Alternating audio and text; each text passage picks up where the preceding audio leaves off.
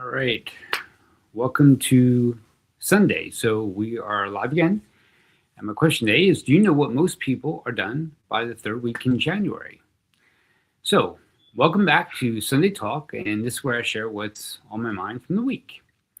For those of you who don't know who I am and you're new here, I'm Dr. Michael K., chiropractor and founder of the Center for Functional Health. And my question this week is, do you know what most people are done with by the third week of January? And that is New Year's resolution. Yep, done and most likely forgotten, never to be revisited. Many people who walk into my practice often say things like, I've seen every specialist, they ran all labs, and everything's normal. I look great on paper, and yet I feel horrible in real life. One patient, I'm going to call her Shayna, came in exhausted, constipated, bloated, and after every meal, she just felt worse. And she's frustrated, and she's eating clean, she's exercising regular, and doing all the things that she's told to do, yet by 2 p.m., she felt like she just hit a wall. Her body wasn't failing her. It was actually asking for help. And that's the lens that I want you to use today as we walk through the new year, not as resolution, but as root cause checkpoints. We will use the letters of New Year as our guide. So N is nourish to heal, not just to eat healthy. Shannon told me that she was eating salads, having the green smoothies, and whole grains every day. And on paper, it looked great. But clinically, we discovered that the way she was eating, she had low stomach, she had signs of dysbiosis, poor protein digestion, and migraine joint pain. These healthy foods were actually overwhelming her gut. So we simplified her meals. We focused on easily digestible proteins, temporarily removed the raw foods because that wasn't helping her. And within weeks, the bloating decreased, energy improved, brain fog lifted, and most importantly, the joint pain lessened.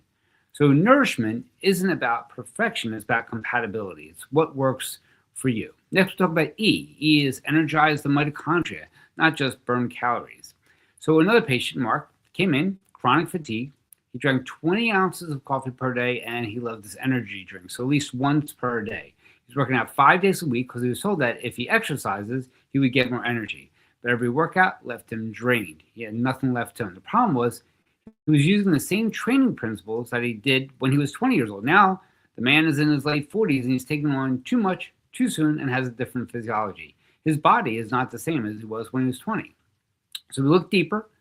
We saw that he had nutrient deficiencies, he had elevated stress and inflammatory markers, and he had poor recovery. So we scaled back the intensity of his workouts. He still got good workouts in. We added nutrients based upon his lab results, and we focused on sleep and restoration. With a month, he said for the first time in years, he has energy without the use of caffeine. Energy isn't built by pushing harder, it's built by supporting the cells that produce it. Next is W. So we want to work with the gut. A patient with long-standing bloating and reflux told me, I've been on antacids for years. I get it. Growing up, I thought Rolaids and Tums were after dinner mints.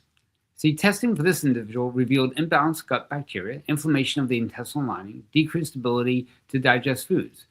Instead of suppressing symptoms, what we did is we focused on healing the gut barrier, supported digestion, rebalanced the microbiome. So it can work. And their gut improved.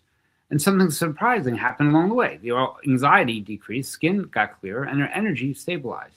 Next is Y, your nervous system. Nervous system sets the healing speed. One of the most overlooked root causes I see is chronic stress physiology.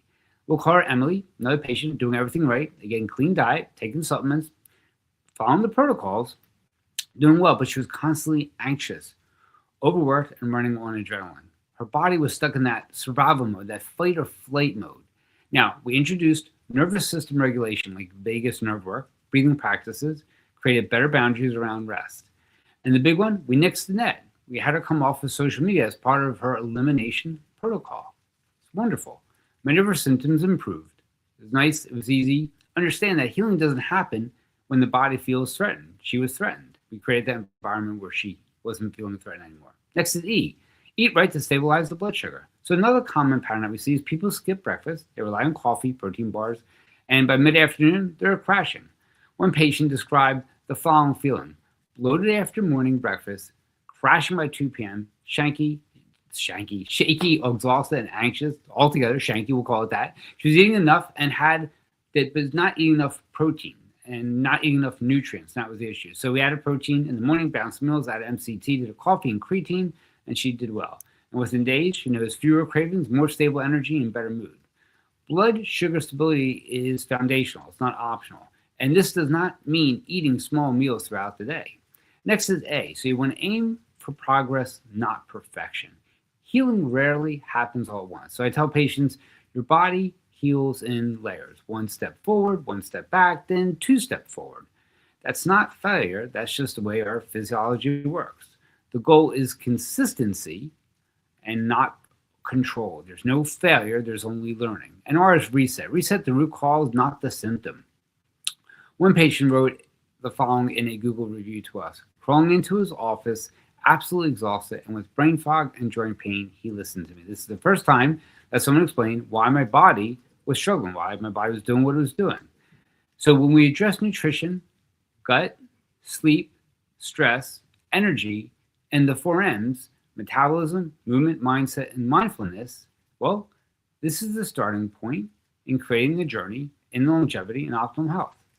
So in closing, as you move into this new year, remember that your symptoms are not your enemy. They're your body's language. It's your body signaling to you. It's sending you a message, and those symptoms is your body saying, hey, listen to me. So Happy New Year. N, nourish to heal. E, energize at the cellular level. W, work with the gut. Y, your nervous system matters. E, you want to eat for energy. A, aim for progress, not perfection. R, reset, reboot, and regenerate. Healing doesn't require more willpower. It requires a better understanding. So with that, I wish you a happy and healthy new year, and we'll see you next week.